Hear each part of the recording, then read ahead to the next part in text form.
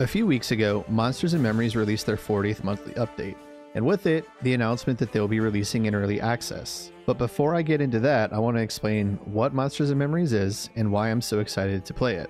If you're already following the project, you probably know most of what I'm going to cover, and that's okay. The goal of this video is to explain how and why the game is being developed, where it's headed, and how you can play. An introduction for someone new to it. That said, keep in mind that all the footage in this video is from early proof of concept, which I think technically is considered pre-alpha, so you'll see a lot of placeholder elements and probably notice some bugs.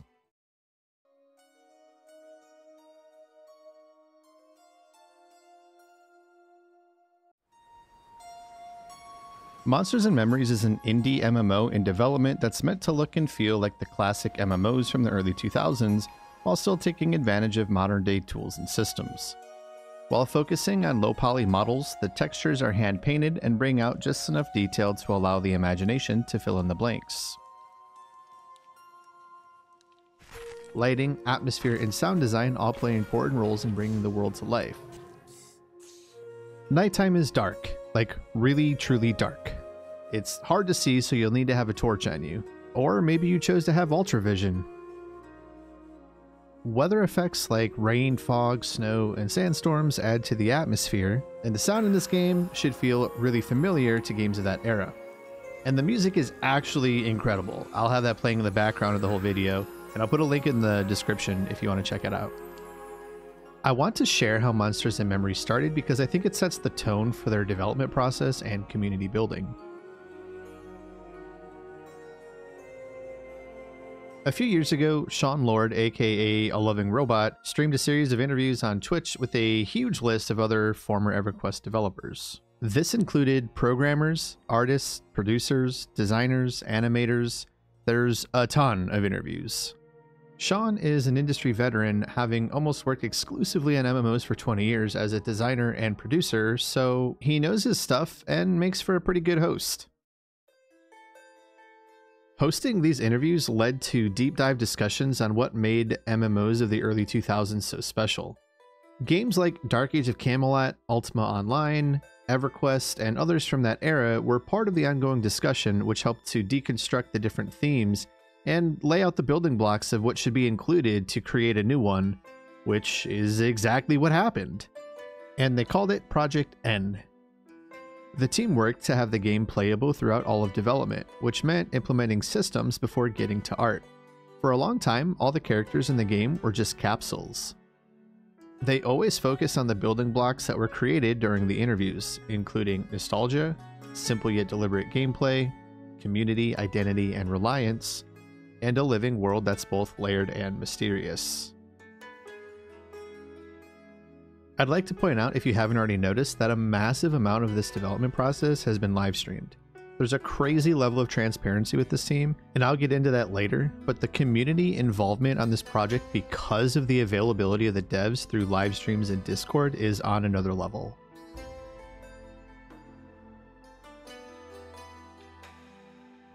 What separates the old school classic MMOs is a focus on adventuring in groups, where leveling is a journey with slow, meaningful progression.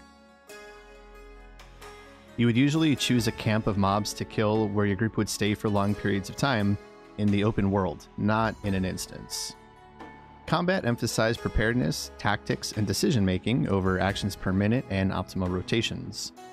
Polls can get crazy, and how your group deals with things like traps, rare spawns, wandering mobs, or extra adds will determine the group's success. Not to mention, M&M has zone lines, and mobs won't lose aggro until you zone, which means potential big trains and a lot of death. This type of gameplay led to a more social group chat in-game and community building. It's the reason you built up a friends list of trustworthy players you grouped with to invite back. And you'll want to do that because in M&M, when you die, you respawn at your bind point with nothing, meaning you have to make your way back to your corpse naked. Now, there are things you could do to alleviate that, like storing extra gear in your bank or binding yourself close like I did here. No matter your plan, you'll want to make friends to avoid all of this. And if you can't avoid it, I promise you it'll make for a memorable experience that you won't forget. So I think I need to address what will probably be the most popular question about making a new classic MMO. is the style too niche for this game to succeed? Their answer is no. Admitting the game isn't for everyone, by staying narrowly focused, they're hoping they can continue to bootstrap the development themselves, stating that more investment means more desire for a return on investment, means more need to appeal to a broader audience, which in turn means more features, dilution, handholding, and in our opinions, more risk. They believe their core audience is a group that continues to grow. PC gamers who played MMOs during their classic era, or found them while searching for a greater challenge or community that differs from what modern MMOs have to offer. I think we can see the need for games like this if we look at the World of Warcraft community and how popular WoW Classic has become. The 4th expansion is launching on Classic era and it's still going strong. On top of that, the community created their own hardcore mode through add-ons that became so popular Blizzard released it as an official server type. And now with the popularity of Season of Discovery, it's just more proof that the need for games like this exists. I want to talk about some features of Monsters and Memories that have some unique elements and really stand out.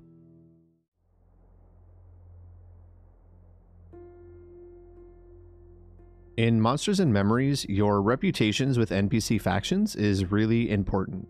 Meaning, whenever you complete a quest or kill a mob, you're probably helping or hurting your reputation with a certain faction. A great example of this is Telekir, a zone where 2 factions, the Ashira and the Bloody-Nosed Goblins, are at war. If you kill enough of one, you become more hated with them, but you'll also become friendly with the other, which could open up more opportunities for content like unique quests or new merchants, or maybe even unlock a hidden race class combo. We know this is going to be in the game, but we aren't exactly sure of the methods used to unlock them yet. They'll be a secret until someone discovers it. One of the main cities, Night Harbor, has tons of factions, and I can only begin to imagine the reputation possibilities there. M&M has an entire command system called MUD actions. MUD actions are a nod to the old text-based RPGs where you interact with the world by typing commands to view descriptions and perform actions. I like to think of it as interactive emotes where the world actually responds to you. One example of their use of MUD actions is entering a seemingly normal shop and typing /look. In the daytime, it gives you a description of the room that you're in and everything seems pretty normal. And at nighttime, if you use /look in the same room, it can give an entirely different description. But if you use /look while you have a see invisibility buff on, it says that you can see a painting hidden by magic. Next, you might try to type something to steal the painting, or maybe ask the shopkeeper about it. There's endless possibilities with this kind of stuff, and the team has stressed the importance of an incredibly wide range of action words so that you don't need to memorize a list.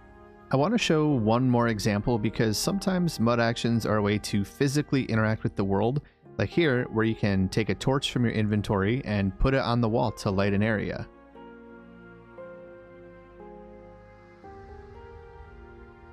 M&M has all the classic trade skills that you'd expect, like tailoring, leatherworking, blacksmithing, and cooking, along with gathering professions like mining, lumberjacking, fishing, and foraging. And although I'm not sure what on the list is finalized yet, there's been talk of some really interesting skills like archaeology, astronomy, breeding, and cartography. Even though we were able to craft in previous playtests, a lot of it was placeholder, and I'm not positive what the final version of each skill will look like. In the last playtest, gathering skills required a tool like an axe, pickaxe, or skinning knife, and as long as you equipped the tool and had the skill, you could gather. Refining and crafting often required a special container to combine items and complete the recipe. That's how you can make arrows or torches while out in the world. Even though I'm excited for crafting, I don't want to spend too much time talking about what isn't finalized, but I will talk about some future ideas in a moment. What we do know right now is player housing is in its early stages and they're working on the ability to have a shop and consignment merchants. But here's the feature I'm looking forward to the most. Ollie, I'm pooping into your apartment. Anyway, instead of passively listing items on the auction house, this aspect of the game will be social too. Meaning, you'll have to interact with other players to buy, sell, trade, bargain, and advertise to create a market. Maybe you'll choose to travel far away to sell your goods that are more rare in a different region. This topic has come up a lot as there's plans to have pack animals in addition to speed mounts for hauling a ton of goods, and potentially set up a portable shop, which would be really convenient to have right outside of a dungeon. Nearly every aspect of Monsters and Memories has a social element, so naturally the community is paramount to its success. And it already has a pretty large friendly community that's active in the live streams and in Discord. But maybe the best example of community involvement is the brainstorm streams. Much like the early interview streams, they periodically host brainstorms where a topic is explored and notes are taken for the team to then discuss later. It's an open conversation where chat gives their ideas and feedback for the game. For example, there's been a few on using a cartography skill for players to create and sell their own in-game maps. This could be really valuable since there's no map or compass built into the interface. You'll need to learn the lay of the land by using landmarks, magic, and the stars. You can even ask NPCs for directions. But imagine custom player-made maps in-game that are of anything they can think of.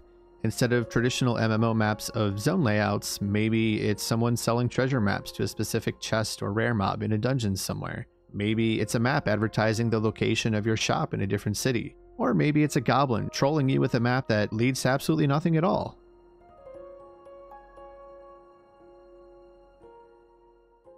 Now that I've gone over a brief history of the game so far and some of the features, let's get back to the roadmap to early access launch. That can mean a lot of different things these days, so I definitely want to explain it for M&M. Right now, they're working towards proof of concept and will be through Q4 of 2025. So what exactly does that mean? All 18 classes are already playable in the game and were in previous playtests. It's a big list, and there's definitely something for whatever class fantasy you're into. Additionally, 7 out of 13 player races are already in the game, including human, gnome, dwarf, halfling, goblin, ogre, and wood elf. But keep in mind that they're still working on things like character customization and animations. On a side note, I wanted to mention with the popularity of hardcore game modes, you might be happy to know that they've already implemented the ability to make both hardcore and self-found characters. If you tune into the live streams, you'll see right now they're working on creating and filling out new zones, making armor sets, working on customizable UI, along with icons for everything, and new models. There's obviously a lot more going on behind the scenes that isn't live streamed too. For example, this recent update made to the lighting system. In Q2 of 2025, development begins on Module 1, titled Descent into the Deep. Modules are free, large updates that would typically introduce a new region along with whatever races or features would be relevant to it. In this case, that'll be for the Deep, including the Deep Elf City. The plan is to include Deep Elves with Deep Gnomes and Deep Dwarves as a stretch goal, but if they don't make it into the module, we'll still get them before the 1.0 release. The Deep is an entire underworld filled with plains of darkness, sunless rivers, and bioluminescent seas. From what we've heard, there should be several different entrances to the Deep scattered about the world, connecting it to the world above. There's actually already one in the game right now that we got to explore during the last playtest. In Q3 of 2025, final testing and polish begins for early access. The game will undergo alpha and beta testing during this phase. The aim is to have all core gameplay systems complete and tested. And if you want to be involved in those, I would recommend joining the Discord server and signing up for the newsletter. In January of 2026, Monsters and Memories will enter early access. It'll use a subscription model of $15 a month, and there will be no box price and no microtransactions. It's also emphasized that servers that go live with early access will not be reset or wiped, meaning that you can choose to continue playing in those servers or start on a new one once version 1.0 launches. Early access will include 2 starting cities, both Night Harbor and the Wood Elf City. It'll have all 18 classes included and the initial 7 races completed. The initial pass of the entire desert region will be complete, along with the introduction of the Deep and the Califree regions, which is the land of the elves. Early access launch will include content available all the way up to level 50. In case you're new to the game and don't know the player race lineup, I wanted to mention that at some point during early access, we will finish it along with the Descent into the Deep module and get access to the High Elf, Troll, and the Lizard Folk. There actually isn't any official concept art for Lizard Folk yet, but this one was drawn a while back and might be pretty close. The last thing worth mentioning is that this is a passion project developed by an all-volunteer team and funded out of pocket by the founders. Everyone that's working in this game has their own full-time jobs or commitments outside of M&M and choose to dedicate their free time to develop this game because they truly believe in the project. At the end of the day, they're making the game that they want to play too. That said, the website mentions that once the game goes live and money starts coming in, Many of the team members will be able to be employed full-time, while some have really good day jobs and would prefer to remain part-time. So what do you guys think? Are you as excited for Monsters and Memories as I am, or are you a doubter? After following the project for a couple years, I have to say I really do believe in this one. Let me know what you think in the comments, and don't forget to check out the devs' Twitch streams in the description, as well as the M&M YouTube page where they keep all the VODs. One last thing, I'm not a YouTuber, I'm just a big fan of this game. So if you want to help, you can thumbs up and all that to get more eyes on this, but the one thing I ask is to share this video with a friend that you think might like the game. Thanks for your time, thanks for watching, and hopefully I'll see you all in the game.